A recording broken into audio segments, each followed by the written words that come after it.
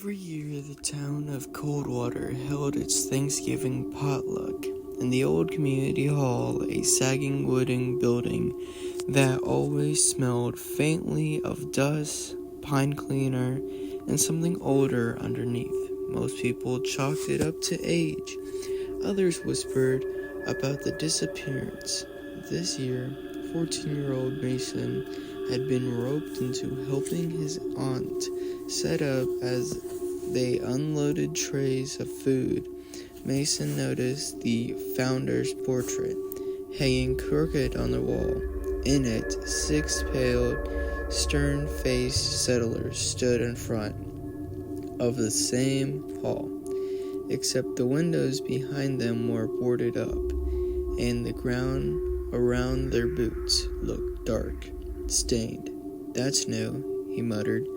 "No one ever remembers putting it there," his aunt said. "Creepy, right?"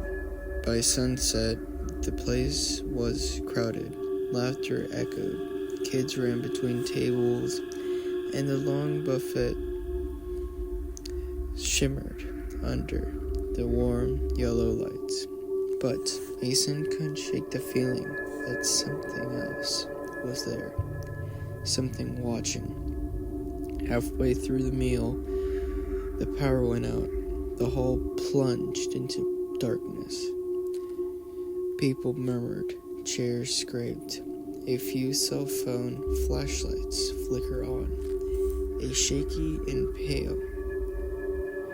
Then the doors locked, loudly. Definitely. Someone tried to pull them open, but they wouldn't budge.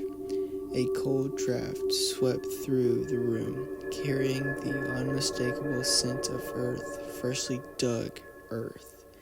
The portrait on the wall made a soft crack. Mason turned his flashlight toward it, and his breath caught in his throat. The settlers were gone from the painting.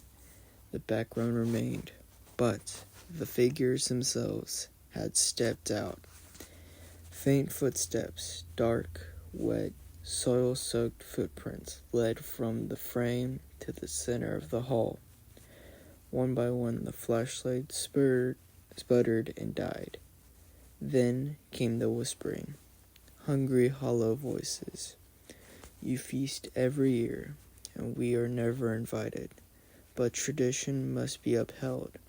Shapes move in dark, thin, tall silhouettes, dragging something heavy across the floor. A scraping sound, then another. The whispers grew louder, circling the room like a tightening noose. "This year, we take our share." When the lights finally flickered back on, the doors were open again. People stumbled out into the daylight, shaken and silent. No one knew how long the blackout had lasted, but the buffet table was empty, completely empty. Every dish scraped clean, and on the wall, the settlers had returned to the portrait, each with something new in their pale wooden hands. A turkey leg, a spoon, a cracked ceramic plate. Their expressions had changed too. They were smiling,